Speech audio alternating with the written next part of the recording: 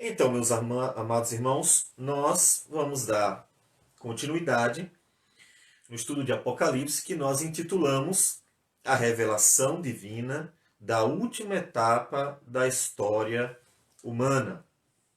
Este é o título porque entendemos que Apocalipse ele exatamente nos revela esta última etapa em que a história humana está chegando a um fim. Esta última etapa diz respeito à história da redenção. Esta última etapa diz respeito à expectativa final da igreja quanto à volta do Senhor Jesus. Então, nós vamos para o capítulo 17 e 18, onde nós encontramos em nosso oitavo estudo a destruição da Babilônia. É mais um ciclo dos sete. Esse é o quinto ciclo que começou desde o capítulo 6. E nós vamos ler, para começar, o capítulo 17. Depois nós lemos o capítulo 18, para que a gente possa ter em mente o texto na hora de nós estarmos analisando. Diz assim a palavra do Senhor. Apocalipse 17. Veio um dos sete anjos que tem as sete taças e falou comigo, dizendo: Vem, mostrar-te-ei o julgamento da grande meretriz, que se acha sentada sobre muitas águas, com quem se prostituíram os reis da terra, e com o vinho de sua devassidão. Foi que se embebedaram os que habitam na terra. Transportou-me o anjo em espírito a um deserto e vi uma mulher montada numa besta escarlate, besta repleta de nomes de blasfêmia, com 7 cabeças e 10 chifres. Achava-se a mulher vestida de púrpura e de escarlata, adornada de ouro, de pedras preciosas e de pérolas, tendo na mão um cálice de ouro, transbordante de abominações e com as imundícias da sua prostituição. Na sua fronte achava-se escrito um nome, um mistério: Babilônia, a grande, a mãe das meretrizes e das abominações da terra. Então vi a mulher embriagada com o sangue dos santos e com o sangue das testemunhas de Jesus. E quando a vi, admirei-me com grande espanto. O anjo, porém, me disse: Por que te admiraste? Dir-te-ei o mistério da mulher e da besta, que tem as 7 cabeças e os 10 chifres, e que leva a mulher. A besta que viste era e não é, está para emergir do abismo e caminha para a destruição. E aqueles que habitam sobre a terra, cujos nomes não foram escritos no livro da vida, desde a fundação do mundo, se admirarão, vendo a besta que era e não é, mas aparecerá. Aqui está o sentido que tem sabedoria. As 7 cabeças são 7 montes, nos quais a mulher está assentada. São também 7 reis, dos quais caíram 5, um existe e o outro ainda não chegou. E quando chegar, tem de durar pouco. E a besta que era e não é, também é ele o 8º rei, e procede dos 7, e caminha para a destruição. Os 10 chifres que viste são 10 reis, os quais ainda não receberam reino, mas recebem autoridade como reis, com a besta durante 1 hora. Tem esses um só pensamento, e oferecem à besta o poder e a autoridade que possuem. Pelejarão eles contra o Cordeiro, e o Cordeiro os vencerá, pois é o Senhor dos exércitos e o Rei dos reis. Vencerão também os chamados eleitos e fiéis que se acham com ele. Falou-me ainda: as águas que viste onde a meretriz está sentada são povos, multidões, nações e línguas. Os 10 chifres que viste e a besta, esses odiarão a meretriz e a farão devastada e despojada, e lhe comerão as carnes e a consumirão no fogo. Porque em seu coração incutiu Deus que realizem o seu pensamento, e executem a uma, e deem à besta o reino que possuem, até que se cumpram as palavras de Deus. A mulher que viste é a grande cidade que domina sobre os reis da terra. Muito bem. Então, o foco hoje, como o capítulo 17 já nos mostra, é a destruição da Babilônia.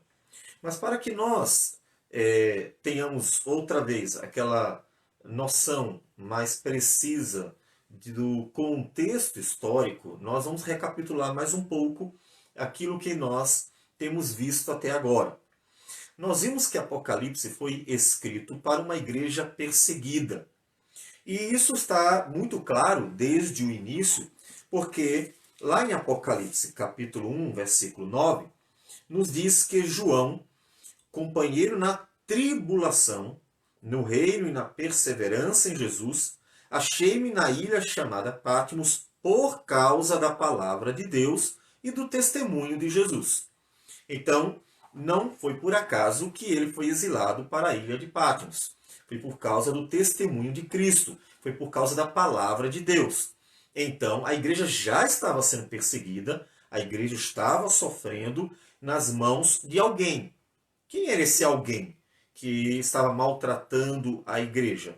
Nós já vimos diversas vezes que a história deixa bem claro, muito material suficiente para mostrar, para provar que o Império Romano, quem fez isso desde o primeiro século, começou a perseguir a igreja e foi aumentando a perseguição até 313, principalmente quando o Império Romano, a partir do seu imperador, vai reconhecer a igreja como o cristianismo como uma religião permitida, vai conceder tranquilidade, paz, para que o cristianismo possa seguir com a sua fé. As 7 igrejas estavam passando por tribulações. Nós vemos no capítulo 2, versículo 13, que Antipas, chamado de minha testemunha, meu fiel, foi morto. Foi morto por causa do evangelho também. Foi morto por causa da palavra do Senhor também. Então a igreja estava sofrendo perseguição física. Também encontramos nas 7 cartas uma ameaça doutrinária e prática.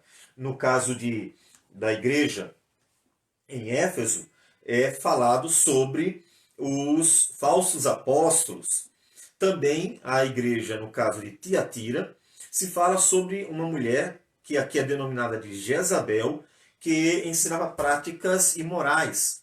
Ou seja, nós encontramos nas cartas às igrejas também problemas doutrinários, práticos que surgiram naqueles dias. E a sétima igreja, a igreja de Laodiceia, é dito que ela estava negociando com alguém, no caso, o Império Romano, de forma indevida. Ou seja, ela estava enriquecendo e para isso nós vimos que ela estaria abrindo mão de valores. Então, aparece também nas cartas a sedução econômica. Versículos de 15 a 19 do capítulo 13 nos mostra o perigo da sedução econômica do Império Romano. Então, nós vimos que o Império Romano era a causa do sofrimento da igreja. E a história nos mostra isso. Nós vamos ver melhor agora no capítulo 17, ou ver outra vez no capítulo 17 e 18, que falam da destruição de Roma. E a igreja, naquele período, quando ela recebe Apocalipse, ela está clamando a Deus, ela está orando. E nós vimos isso no capítulo 6. Não só no 6, mas um dos capítulos que nos fala da oração da igreja. Quando no versículo de número 10 diz: clamaram em grande voz, dizendo: até quando, ó soberano Senhor, santo e verdadeiro, não julgas nem vingas o nosso sangue dos que habitam sobre a terra? Então a igreja estava sendo perseguida e estava clamando, pedindo a Deus que agisse em seu favor. É interessante, num paralelo, no ciclo seguinte, que em Apocalipse 8 aparece o incenso como símbolo das orações da igreja, ou as orações de todos os santos, e é dito que logo em seguida, então, começam as trombetas a tocar, anunciando castigos de Deus sobre os inimigos da igreja. E nós vimos isso naqueles ciclos, né? Os 4 ciclos que têm como propósito contar o que aconteceria naqueles 4 séculos. Esse período do testemunho da igreja, o século final do primeiro século, o segundo século inteiro, o terceiro século inteiro e o início do quarto século. Principalmente esse período foi um período de grande testemunho dos mártires, ou seja, pessoas que morreram por causa da sua fé, e essas pessoas glorificaram a Deus por meio da perseverança. E Apocalipse então vem para confortar a igreja, mostrando que tudo aquilo estava previsto. Tanto os inimigos perseguindo a igreja, quanto a necessidade da igreja sofrer e pessoas, cristãos, morrerem por causa do evangelho, quanto também anuncia que haverá sim uma vitória, haveria uma vitória que a igreja teria, e inclusive na sua perseverança estaria esta vitória, a vitória da igreja do Senhor Jesus. Continuando, recapitulando um pouquinho, nós vimos que os capítulos de 6 a 16 relatam os castigos divinos na tribulação. Deus está castigando o inimigo da igreja, mas a igreja está passando, a igreja está sofrendo, a igreja está passando por aquilo dali. Então surge longo período de tribulação sofrido pela igreja. A igreja teria muitos morrendo por amor a Jesus, como nós vimos no capítulo 6, versículo 11.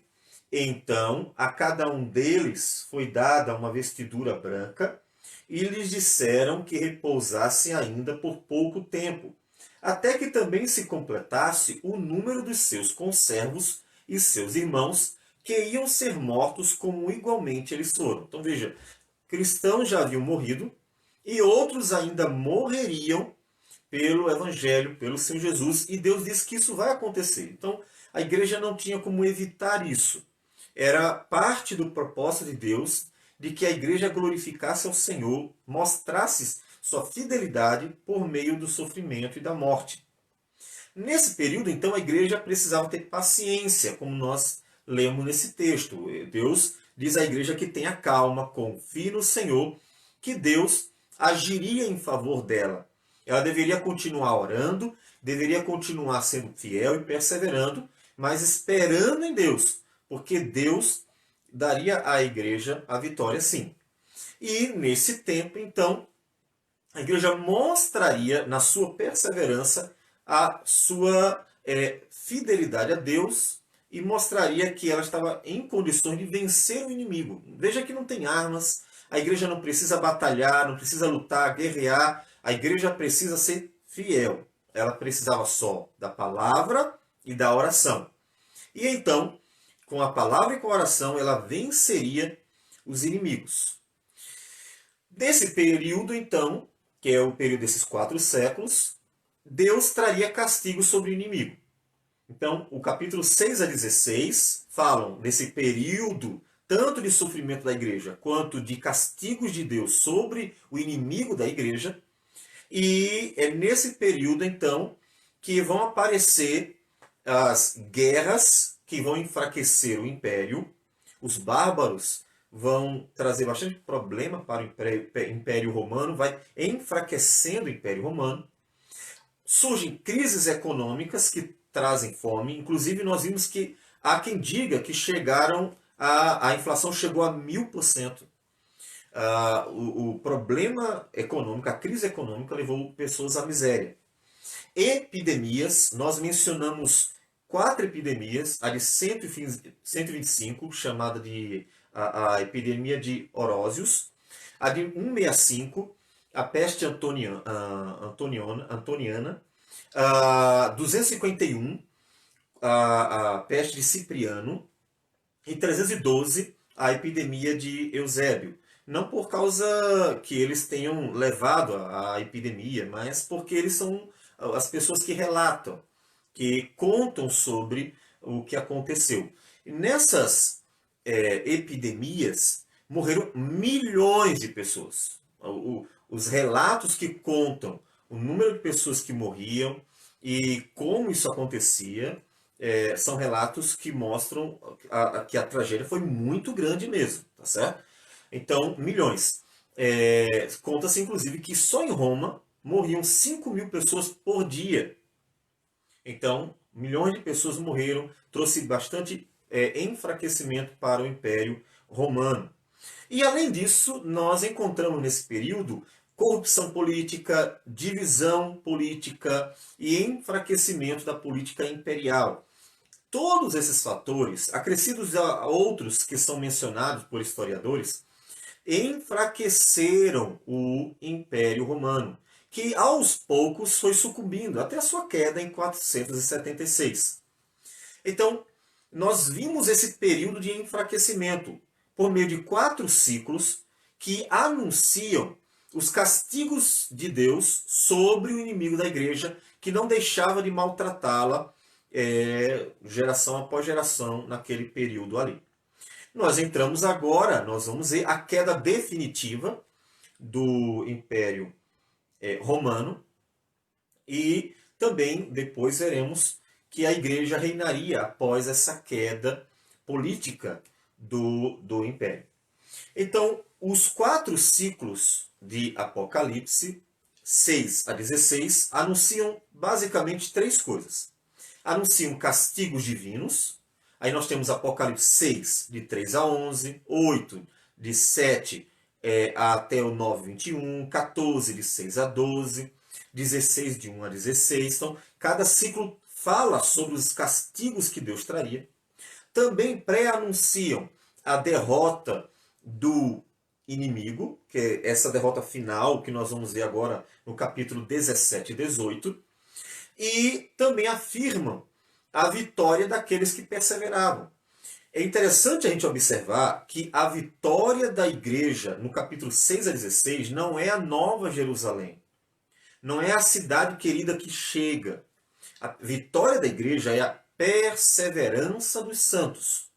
Em perseverar, em ser fiel, em não desistir diante das ameaças físicas, em não desistir diante das ameaças doutrinárias, pagãs, teóricas e práticas, em não desistir e não cair na sedução das ameaças ou das tentações econômicas, em não cair nada disso, a igreja estava sendo vitoriosa. A vitória se encontra nisso.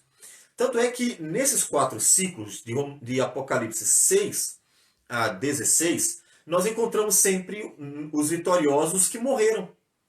Os que estão vitoriosos são os que morreram por Cristo, morreram por amor ao Senhor, não desistiram. Não são aqueles que estão vivos, mas os que morreram, porque eles foram até o fim. Eles não desistiram de continuar servindo ao Senhor. Nisso estava a vitória deles. Esse foi, poderíamos dizer, o período de grande tribulação que a igreja já viveu e que a história, então, também ajuda a nós compreendermos como ele foi. Portanto, o castigo final sobre o grande inimigo da igreja daqueles dias não ocorreria logo. O fato de Apocalipse 6 a 16 nos contar que Deus traria castigos e pouco a pouco ia enfraquecendo o inimigo até destruí-lo, já deixava claro para a igreja que a queda do inimigo não seria de uma hora para outra. A igreja desejava muito que o Império Romano caísse de uma vez por todas. Mas Deus pediu à igreja, ou disse à igreja, tenha paciência, não será de uma vez por todas. E a igreja teve que esperar um período relativamente longo, de alguns séculos, até que acontecesse a queda do Império Romano, que, como nós falamos, cai em 476. Então, quando nós chegamos em Apocalipse 17, o livro nos conta a queda, finalmente a queda final do inimigo da igreja. E já começa contando que Deus mostraria por meio da revelação o julgamento da grande meretriz. Então, Apocalipse 17 e 18 nos apresenta o julgamento da grande meretriz. Lá em Jeremias 51, versículo de número 13, nós encontramos a seguinte palavra: Ó tu que habitas sobre muitas águas, rica de tesouros, chegou o teu fim, à medida da tua avareza. Aqui em Jeremias 50 e 51, nós encontraremos uma série de profecias a respeito da Babilônia, que era o inimigo da época. Jeremias está anunciando a queda de Judá por meio das mãos da Babilônia, e anuncia depois que Deus também destruiria a Babilônia. Ou seja, o inimigo que foi usado para castigar Judá também seria castigado. E o livro de Apocalipse cita vários versículos desses dois capítulos de Jeremias, 50 e 51, como nós veremos depois. E aqui a Babilônia cairia, e em Apocalipse a Babilônia que cairia era o inimigo dos dias da igreja ou dos dias do cristianismo. Quem é a grande meretriz? Essa é a pergunta. A meretriz que cairia, que teria o seu julgamento. Para a gente poder se situar melhor, pensando na história à luz da Bíblia, seria interessante a gente recapitular duas profecias de Daniel. Uma é a estátua que Nabucodonosor tem o sonho, ou o ver no sonho, que anunciava 5 reinos. Isso está em Daniel 2. Essa estátua de Nabucodonosor anunciava os 5 reinos que estavam para se seguir. Na verdade, o 1 já estava acontecendo. Era a Babilônia, que era a cabeça da estátua, o Império Medo-Persa, depois, seguindo, descendo a estátua, o Império Greco-Macedônio, depois segue-se a divisão do Império Greco-Macedônio com os generais, e por último o Império Romano. Então, a partir do Império Babilônico, nós encontramos na história exatamente mais 4, além do Império Babilônico, mais 4, ou com o Império Babilônico, 5 impérios, um seguido do outro, que vão reinar e ter algum impacto sobre a vida do povo de Deus, porque o povo de Deus estava sendo dominado por esses impérios em todo esse período. De alguma forma havia uma relação entre Jerusalém e esses impérios, depois o cristianismo e o último império. Depois, no capítulo 7, Daniel nos conta que teve uma visão de 4 animais, que são 4 reinos. Desta vez, o Império Babilônico é tirado, porque inclusive já estava no finalzinho, ele já estava vivendo os últimos dias do Império Babilônico, e Deus revela para ele que se seguiriam 4 impérios: Medo-Persa, Greco-Macedônio, o Império Macedônio dividido, como nós falamos, e o Império Romano, que em Daniel 7 é considerado o império mais bruto, aquele que seria mais terrível na sua relação, principalmente com o povo de Deus. E depois destes, surge um novo reino. Tanto em Daniel 2, após a visão da estátua, aparece uma pedra que derruba a estátua inteira, quanto na visão de Daniel 7, também se fala de um reino que surge e destrói todos os anteriores. Então observe que no livro do profeta Daniel, um reino divino que duraria para sempre, ele iria destruir todos os reinos anteriores. Certo? Então, esta é a expectativa. Daniel capítulo 2, versículo 44, e Daniel capítulo 7, versículo de número 26. É interessante que a gente leia esses dois textos. Eles nos dizem o seguinte: 2,44 diz: Mas nos dias destes reis, o Deus do céu suscitará um reino que não será jamais destruído. Este reino não passará a outro povo. Esmiuçará e consumirá todos estes reinos, mas ele mesmo subsistirá para sempre. O reino messiânico. E, em seguida, Daniel 7, versículo de número 26, o profeta nos diz: mas depois se assentará o tribunal para lhe tirar o domínio, para o destruir e o consumir até o fim, ou seja, o último reino dos homens. O reino e o domínio e a majestade dos reinos debaixo de todo o céu serão dados ao povo dos santos do Altíssimo. O seu reino será reino eterno, e todos os domínios o servirão e lhe obedecerão. Então, ao reino humano, seria seguido um reino divino que duraria para sempre. Então, esta é a expectativa, inclusive, do povo de Deus, porque foi o que Deus revelou, anunciou muito antes. E o que a igreja está vivendo é exatamente aquele último reino. Veja, o cristianismo está vivendo, segundo a profecia, o último reino da sequência. Babilônico, Medo-Persa, Greco-Macedônio, o Macedônio dividido e o Império Romano. O último é o Império Romano.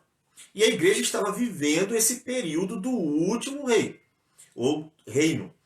O que está se esperando? O cumprimento da queda dele.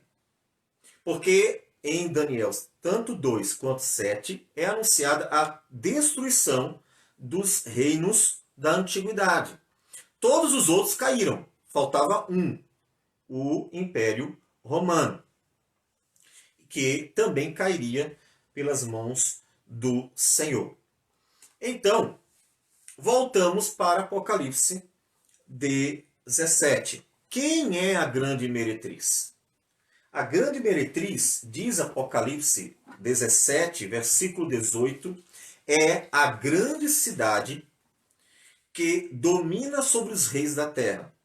Ou, usando uma tradução bem literal mesmo, é a grande cidade que tem reino sobre os reis da terra. Então, a grande meretriz seria um reino que era superior, dominava, tinha poder sobre os outros reinos, os reinos dos demais povos. Essa é a grande meretriz. É óbvio que nós, olhando para a história, não temos como fugir de que o reino que tinha domínio sobre os outros reinos era o Império Romano. Ou seja, era um reino maior, superior, mais forte do que os outros povos, os outros reinos. Um reino que inclusive se pensava que nunca ia se acabar. Um reino que se pensava que duraria para sempre.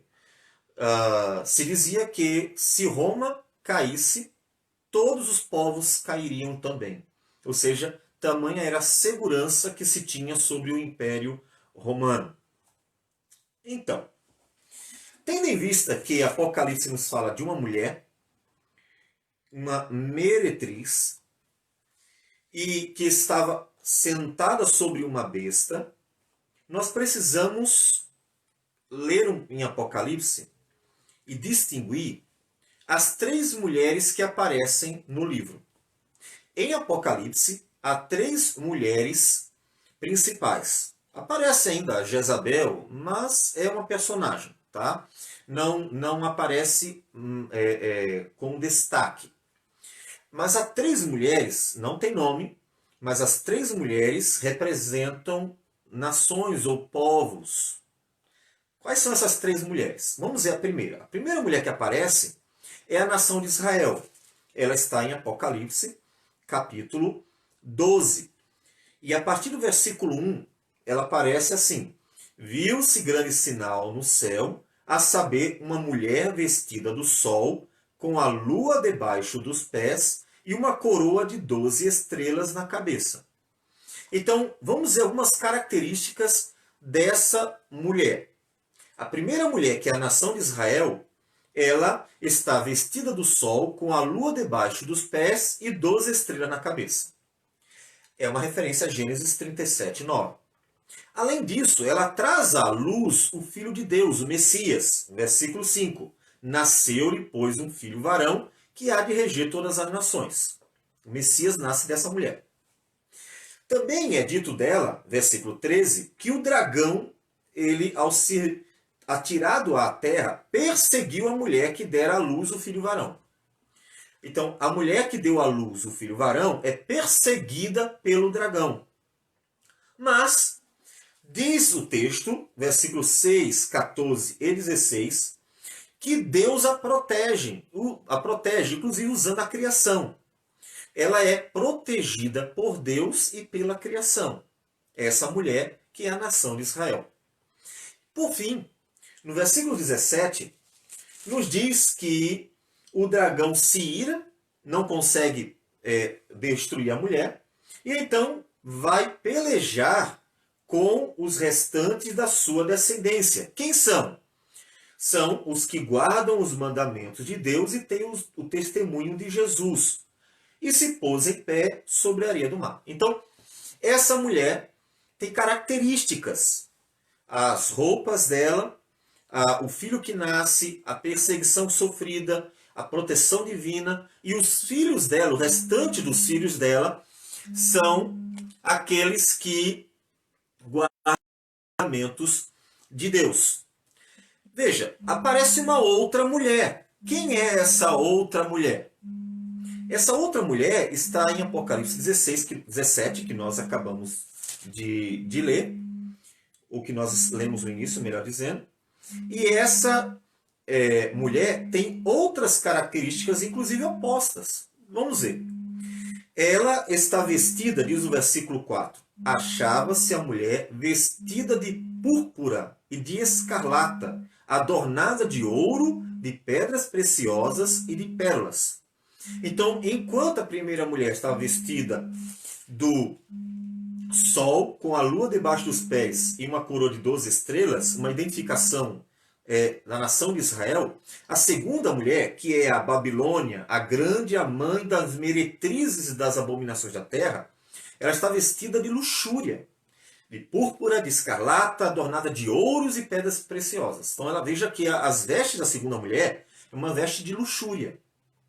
Essa segunda mulher, ela é mãe de meretrizes. Veja, a primeira mulher é a mãe do Filho de Deus, é a mãe do Messias.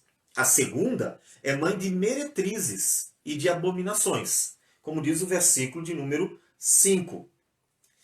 Esta mulher, ela, em vez de estar sendo perseguida pelo dragão, ela andava montada na besta que era serva do dragão. Lembram que no capítulo 13 nos fala que o dragão deu poder à besta para perseguir o povo de Deus. Essa mesma besta estava sendo montada pela mulher. Então veja que a segunda mulher tem características completamente diferentes. Inclusive, ela não estava sendo perseguida pelo dragão, mas servindo de instrumento nas mãos do dragão. O versículo 3 nos fala que ela estava montada numa besta, que é a besta do capítulo 13. Essa segunda mulher, ela é inimiga de Deus e do Cordeiro. Veja que o versículo 14 diz: pelejarão eles contra o Cordeiro.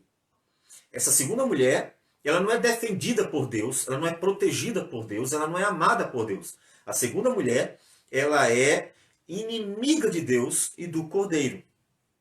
E por fim, essa segunda mulher, que enquanto a primeira tinha em seus filhos os que guardavam o testemunho do Senhor Jesus, a segunda mulher, ela é embriagada, versículo de número 6 nos diz, estava embriagada com o sangue dos santos e com o sangue das testemunhas de Jesus. Veja, a primeira, os seus descendentes são aqueles que testemunham sobre Jesus. A segunda, ela estava embriagada com o sangue deles. Ou seja, enquanto a primeira tinha seus demais filhos eram os fiéis, a segunda tinha matado os fiéis. Então veja que são duas mulheres diferentes, são duas nações diferentes. A primeira é a nação de Israel, que deu à luz Jesus, o Cristo. A segunda é aquela que estava matando cristãos e odiava a Cristo. Duas mulheres diferentes, completamente diferentes. Mas eu disse que são três mulheres. Aparece uma terceira mulher já no final do Apocalipse. E eu me adianto, já que eu mencionei, a mostrar. Em Apocalipse capítulo 21, versículo 9, fala sobre a esposa do Cordeiro. A esposa do Cordeiro. E no versículo de número 2, quando João vê a Nova Jerusalém, diz que vi também a cidade santa, a Nova Jerusalém que descia do céu, da parte de Deus, ataviada como noiva, adornada para o seu esposo. Essa terceira mulher não é a nação de Israel. Essa terceira mulher é a Jerusalém celestial. Não é uma Jerusalém física. Não é um povo físico. É uma Jerusalém celestial. Essa Jerusalém celestial é tabernáculo de todos os que creem. Veja, não só judeus, mas todos os que creem. Essa Jerusalém celestial, ela está livre de todo mal. A primeira estava sendo perseguida. Essa última, ela está livre de todo mal. Porque o Senhor nos diz no versículo 3 que Deus mesmo estaria com ela e que no versículo 4 lhes enxugaria de todos dos olhos toda lágrima. E a morte já não existiria, já não haveria luto, nem pranto, nem dor, porque as primeiras coisas passaram. A terceira mulher está livre de todo mal, é a Jerusalém celestial. Ela também é amada e cuidada por Deus, quando nos mostra o versículos 5 e 6. E seus filhos são os que venceram. Aqueles que venceram, que foram fiéis até o fim, são os filhos desta nova mulher, essa nova cidade, esse novo povo, que é a cidade, a Nova Jerusalém.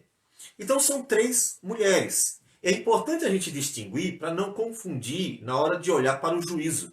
A primeira mulher, a nação de Israel, a segunda, a Babilônia, que nós identificamos como o Império Romano e mais especificamente como Roma, a cidade de Roma. E a terceira mulher, a Nova Jerusalém, que virá da parte de Deus. Ok? Então, portanto, o capítulo 17 e 18 está falando, ou estão falando, dessa segunda mulher, a Babilônia, que vai ser destruída. A mulher que seria destruída, é a cidade de Roma, havia matado muitos cristãos, como nós lemos no capítulo 17, versículo de número 6. Ela estava embriagada com o sangue dos santos e com o sangue das testemunhas de Jesus. Certo? Então, para identificar esta mulher, o capítulo 17 nos dá algumas características. Diz que ela está montada numa besta que tem 7 cabeças. E essas 7 cabeças identificam algo. Certo? Versículo 7 nos diz: o anjo, porém, me disse: por que te admiraste? Dir-te-ei o mistério da mulher e da besta, que tem as 7 cabeças e os 10 chifres, e que leva a mulher. O que são essas 7 cabeças dela e os 10 chifres? Ele diz no versículo 9: aqui está o sentido que tem sabedoria. As 7 cabeças são 7 montes, nos quais a mulher está sentada. São também 7 reis. Então ele nos dá duas informações. As 7 cabeças significam os 7 montes. Os 7 montes, que são umas 7 colinas que cercavam a Roma antiga. As 7 colinas são Capitólio, Quirinal, Viminal, Esquilino, Célio, Aventino e Palatino. O nome dos 7 montes, ou as 7 colinas que estavam cercando Roma. E ele então nos aponta para a cidade por meio desse simbolismo, as 7 cabeças. Mas diz também que são 7 reis. Só que é interessante que quando chega nos reis, ele não se limita aos 7. Ele diz assim: também são 7 reis, dos quais caíram 5, um existe e o outro ainda não chegou. E quando chegar tem que durar pouco. E a besta que era e que não é, também é ele o 8º rei, e procede dos 7 e caminha para a destruição. E aí vai falar dos 10 chifres e fala de mais 10 reis. De modo que aquelas 7 cabeças da besta, na qual a mulher estava montada, representa uma série de reis desse império, de reis que dominaram nessa mulher que é Roma e que deveria ser destruída por Deus. E o que seriam aquelas águas? Aí o texto nos diz, no versículo 15, que aquela mulher que estava cercada de muitas águas, ele diz que essas águas eram povos, multidões, nações e línguas. Então, aquela cidade importante dominava sobre nações, levou as nações à idolatria, que é a prostituição, que ele menciona, o culto pagão, levou a luxúria, a uma série o comércio, né? Negociações que levam as pessoas ao desejo pela luxúria, levou a essa prática comum do comércio romano, e ela dominava sobre povos, sobre vários povos. Esta é a mulher que Deus quer destruir. Então, a mulher e a besta pelejam contra o cordeiro. Era o que estava acontecendo. Matando cristãos era um gesto de lutar contra o cordeiro de Deus. Nós vimos isso nos ciclos anteriores, essa peleja contra o cordeiro. No primeiro, segundo, terceiro e o quarto ciclo, fala da perseguição aos cristãos, que aqui no quinto ciclo é identificado como uma luta direta ao cordeiro. Que coisa interessante. Toda perseguição aos cristãos é uma luta contra o próprio Cristo. A besta e a mulher que lutavam e matavam cristãos, na verdade estavam lutando contra o próprio Senhor Jesus. Porque aqueles que testemunham Jesus estão ali por causa dele. E então toda perseguição a eles é uma perseguição também ao Cordeiro de Deus. Então, nessa luta acontecem duas coisas. Primeiro, nós vimos nos ciclos que durante certo tempo a besta e a mulher iriam ter vitória. Em certa medida, eles começam, parece que estão se dando bem. E logo em seguida, então começam a cair. O cordeiro os vencerá. A vitória do cordeiro sobre a mulher. Então o capítulo 17 vai pré-anunciar a queda de Roma, mostrando quem é o inimigo e que o cordeiro vai pelejar contra e vencer. Mas não anuncia a queda ainda. É a partir do capítulo 18 que a queda do inimigo vai surgir. E gostaria então de lembrar, olhando para o capítulo 17, que o Senhor luta pelo seu povo, ele peleja pelo seu povo, ele batalha pelo seu povo. A igreja pode até ficar perplexa com o que vê, pode até ficar ansiosa diante do sofrimento, mas ela precisa confiar no Senhor. Deus sabe quem é o inimigo da igreja, Deus sabe tudo o que está acontecendo com ela, e Deus mesmo luta pela igreja. Isso é certo. Então, a igreja precisa descansar e esperar no Senhor. E é no capítulo 18 que aparece a queda da Babilônia, que era o Império Romano. E aqui mais especificamente a cidade de Roma mesmo. Diz assim o capítulo 18. Depois destas coisas, vi descer do céu outro anjo, que tinha grande autoridade, e a terra se iluminou com a sua glória. Então exclamou com potente voz, dizendo: Caiu, caiu a grande Babilônia, e se tornou morada de demônios, covil de toda espécie de espírito imundo, e esconderijo de todo gênero de ave imunda e detestável. Pois todas as nações têm bebido do vinho do furor da sua prostituição. Com ela se prostituíram os reis da terra, também os mercadores da terra se enriqueceram à custa da sua luxúria. Ouvi outra voz do céu dizendo: Retirai-vos dela, povo meu, para não seres cúmplices em seus pecados e para não participardes dos seus flagelos, porque os seus pecados se acumularam até o céu, e Deus se lembrou dos atos iníquos que ela praticou. Dai-lhe em retribuição, como também ela retribuiu. Pagai-lhe em dobro, segundo as suas obras. E no cálice em que ela misturou bebidas, misturai dobrado para ela. E o quanto a si mesmo se glorificou e viveu em luxúria. Dai-lhe em igual medida tormento e pranto, porque diz consigo mesma: estou sentada como rainha, viúva não sou, pranto nunca hei de ver. Por isso, em um só dia sobrevirão os seus flagelos, morte, pranto e fome, e será consumida no fogo, porque poderoso é o Senhor, Deus, que a julgou. O que acontece? Veja que o anjo anuncia a queda da Babilônia. Agora sim, ela vai cair definitivamente. Ela conduziu nações à idolatria, ao culto imperial, como nós lemos no versículo 3. Ela levou nações a beberem do furor da sua prostituição. Ela seduziu nações à luxúria com um forte comércio, que nos diz ainda o versículo 3, sobre os mercadores da terra terem se enriquecido às custas da sua luxúria. A igreja deveria sair do meio dela, porque quando viesse a queda da Babilônia, a queda daquela mulher, daquela cidade, a igreja deveria sair para não cair junto, para não sofrer junto.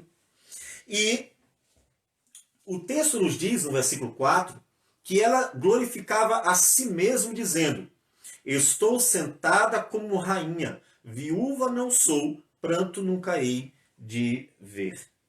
É interessante, não sei quantos sabem, que a Roma é conhecida como uma cidade eterna. Foi um nome dado por um poeta, o Albius Tibullus, que viveu entre 55 e 19 a.C., e que falou ou chamou a cidade de Roma como a cidade eterna. E a partir dele, ela começou a ser conhecida como a cidade que nunca cairia. Veja que Apocalipse fala exatamente isso. Ela dizia de si mesma, né? Viúva não sou, pranto nunca hei de ver. Ou seja, nunca cairá. Os romanos entendiam que Roma nunca cairia. No dia que Roma caísse, o mundo inteiro cairia junto. Essa era a visão que os romanos tinham de si mesmos. Veja que eles se autoglorificavam. Eles tinham uma visão muito elevada sobre si mesmo, sobre a cidade de Roma, chamada de a cidade eterna. E o texto termina dizendo que ela cairia em um só momento. Ela teria um fim rápido, um fim que seria imediato. Eu gostaria de ler dois parágrafos de um texto que, dentre os textos que nós encontramos sobre a queda da cidade de Roma, ele parece que descreve muito bem aquilo que aconteceu, ajudando num paralelo com um livro de Apocalipse. O que acontece? A cidade de Roma, ela caiu no dia 24, alguns consideram 25, que menciona a meia-noite de 24, então seria 25, né? Então, no dia 24 de agosto de 410, os visigodos, eles invadiram a cidade de Roma e a saquearam. Foram apenas 3 dias, algo rápido, mas que trouxe a destruição da cidade de Roma.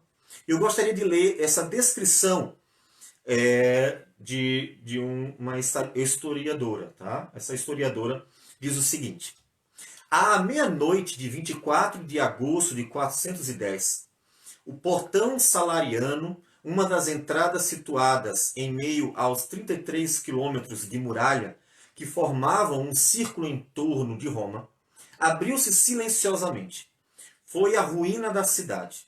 Ao raiar do dia, com a ajuda de escravos dos cidadãos romanos, a maioria deles bárbaros, seus moradores acordaram ao som do trompete de Alarico, o rei dos visigodos. O coração do poder do Império Romano era invadido por uma massa de guerreiros. Antes de qualquer reação, teve início a pilhagem. Foram 3 dias de roubalheira e violência, durante os quais Roma sangrou como nunca. Apesar dos inúmeros relatos que contam sobre a piedade desses bárbaros convertidos ao cristianismo, com as ordens de Alarico para que as igrejas cristãs fossem poupadas, o saque foi cruel. Segundo o historiador romano Sosomeno, as hordas não eram formadas apenas por godos pios. Os endemoniados hunos e muitos dos visigodos e ostrogodos que compunham o exército eram pagãos e não ligavam para igrejas e seus seguidores. Para piorar, cerca de 40 mil escravos aproveitaram a invasão para se vingar de seus senhores. Foi um caos. Ruas cobertas de cadáveres insepultos e mulheres violadas. Todo o ouro, as joias e as roupas dos cidadãos romanos foram surrupiados e os próprios torturados para que revelassem a localização de tesouros escondidos. Prédios públicos perderam estátuas e móveis, enquanto centenas de vilas ardiam com o fogo tocado pelos forasteiros. Cidadãos romanos livres, mulheres e crianças foram levados como escravos, ficando à mercê de estranhos que os recomprassem, sob a pena de terminarem seus dias na ponta da espada de um bárbaro que não soubesse o que fazer com seus prisioneiros. Como golpe final, o próprio Alarico carregou consigo um presente. Gala Placídia, irmã do imperador Honório, que estava em Ravenna, então capital do império, de apenas 16 anos de idade. A queda de Roma foi trágica. E eu gostaria de continuar com a leitura, então, do capítulo 18 de Apocalipse. Ora, chorarão e se lamentarão sobre ela os reis da terra, que com ela se prostituíram e viveram em luxúria, quando virem a fumaceira do seu incêndio. E conservando-se de longe pelo medo do seu tormento, dizem: Ai, ai, tu grande cidade Babilônia, tu poderosa cidade, pois em uma só hora chegou o teu juízo. E sobre ela choram e pranteiam os mercadores da terra, porque já ninguém compra a sua mercadoria.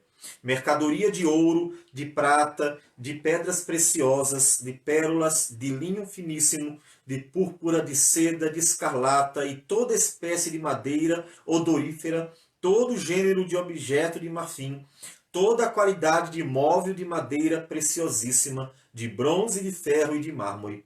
E canela de cheiro, especiarias, incenso, unguento, bálsamo, vinho, azeite, flor de farinha, trigo, gado e ovelha, e de cavalos e de carros, de escravos e até almas humanas.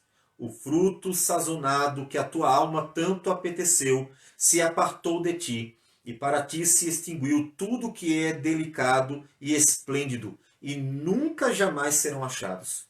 Os mercadores destas coisas que por meio delas se enriqueceram, conservar-se-ão de longe, pelo medo do seu tormento, chorando e pranteando, dizendo: Ai, ai da grande cidade, que estava vestida de linho finíssimo, de púrpura e de escarlata, adornada de ouro e de pedras preciosas e de pérolas, porque em uma só hora ficou devastada, tamanha riqueza. E de todo piloto, e de todo aquele que navega livremente, e de marinheiros, e quantos labutam no mar, conservaram-se de longe. Então, vendo a fumaceira do seu incêndio, gritavam: Que cidade se compara à grande cidade? Lançaram pó sobre a cabeça e, chorando e pranteando, gritavam: Ai, ai da grande cidade, na qual se enriqueceram todos os que possuíam navios do mar, à custa da sua opulência, porque em uma só hora foi devastada. Exultai sobre ela, ó céus, e vós, santos apóstolos e profetas, porque Deus contra ela julgou a vossa causa. Então um anjo forte levantou uma pedra, como grande pedra de moinho, e arrojou-a para dentro do mar, dizendo: Assim com ímpeto será arrojada a Babilônia, a grande cidade, e nunca jamais será achada. E vós, de arpistas, de músico, de tocadores de flauta e de clarins, jamais em ti se ouvirá, nem artífice algum de qualquer arte em ti se achará, e nunca jamais em ti se ouvirá o ruído de pedra de moinho. Também jamais em ti brilhará luz de candeia, nem voz de noivo ou de noiva. Jamais em ti se ouvirá, pois os teus mercadores foram os grandes da terra, porque todas as nações foram seduzidas pela tua feitiçaria. E nela se achou sangue de profetas, de santos e de todos os que foram mortos sobre a terra. Então, eis a queda de Roma. Hoje nós podemos contemplar a queda de Roma por meio de uma visita à Roma Antiga. E é fácil você ir no Google, colocar Roma Antiga, ruínas, e você vai encontrar algumas fotos que inclusive colocaremos aí nos comentários, que são fotos da parte antiga de Roma. Existe uma nova Roma, não é a Roma Antiga. O que é interessante é que a Roma Antiga não foi mais reconstruída. O texto de Apocalipse diz que ela não seria mais reconstruída, que nunca mais seria erguido outra vez. E quando nós olhamos para Roma hoje, encontramos uma outra Roma. Não é a mesma Roma. Tanto é que as ruínas estão lá. As ruínas podem ser visitadas como testemunhas de que Deus cumpriu a sua palavra. Essas ruínas são bastante importantes porque elas servem de testemunhas da palavra de Deus ter se cumprido. De modo que até hoje o cristão pode olhar para Roma, vislumbrar a destruição dela e lembrar que Deus foi fiel, cumpriu sua palavra, dando vitória ao seu povo sobre um inimigo que por séculos matou cristãos sem nenhuma razão. Isso tudo deve servir de consolo para a igreja de hoje também. Portanto, nós podemos aplicar, ainda que nós vejamos em Apocalipse, até o capítulo 18, um cumprimento passado, tanto a tribulação, a grande tribulação já aconteceu nos 4 primeiros séculos, quanto o final dessa tribulação e até do castigo divino sobre o inimigo da igreja acontece com a queda da cidade de Roma e posteriormente a queda do Império Romano, enquanto nós podemos ver que a igreja prevaleceu. A igreja foi vitoriosa, a igreja continuou, a igreja perdurou e até hoje perdura. Vamos aplicar para nós algumas coisas? Deus conhece bem os inimigos da igreja.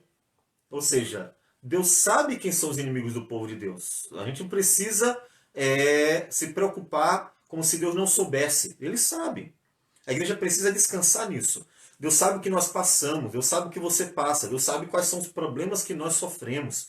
Deus sabe quem é que persegue a gente. Não importa se é uma pessoa no trabalho, na escola, na universidade, dentro da igreja ou em outro lugar. Se tem pessoas perseguindo a gente, Deus sabe. Então a igreja precisa ficar tranquila diante da realidade. Se surgir uma perseguição estatal, Deus sabe também, saberá também. Em países em que o cristianismo é proibido, Deus sabe o que está acontecendo. Deus conhece os inimigos da igreja. Deus sabe quem está fazendo mal para ela. Então isso deve confortar a igreja de nossos dias. Pode parecer demorado, mas o dia do juízo divino virá sobre os inimigos. Veja, 4 séculos. Demorou para quem estava sofrendo. Mas chegou o dia em que Deus castigou, julgou os inimigos da igreja. Do mesmo jeito, vai ser com todas as gerações. Deus julga os inimigos do seu povo. Deus traz o juízo. Não importa quem seja, não importa onde estejam, Deus trará o juízo sobre os inimigos da igreja. A igreja precisa ter paciência. Assim como Roma, que caiu em 410, e o Império Romano, que caiu em 476, também o mundo maligno vai cair. Nós veremos ainda que a história tem uma sequência. Veja, até o capítulo 18 nós vimos que a história, a história bíblica, né, o relato bíblico, ou a profecia de Apocalipse, se dirige para um período da história específico, os primeiros séculos da era cristã. Mas nós veremos que a partir do capítulo 19 é uma sequência da história, tem mais coisas, tá? Então nós vamos inclusive ver em que ponto da história provavelmente nós estamos. Ou seja, em que ponto da história contada por Apocalipse, né? em ponto da profecia de Apocalipse. Nós estamos. Nós vamos dar uma noção a partir dessa comparação com a história, como nós podemos ver sendo contada pelos historiadores, até chegar a uma similaridade. Ok? Então, e por fim, a igreja não precisa lutar com armas, só por meio da palavra de Deus e da oração. Ou seja, Deus traz a vitória para a igreja, mesmo que a igreja não pegue em arma nenhuma. Você não precisa tentar se defender. Você não precisa tentar vencer os inimigos pela força, porque é Deus quem dá a vitória à sua igreja. Então a igreja só precisa confiar no Senhor, orar ao Senhor, fazer o que é certo, perseverar, e é nessa perseverança, em fazer o que é certo, em esperar no Senhor e não desistir, que a igreja mostra então a sua vitória, o que a igreja vence o mundo.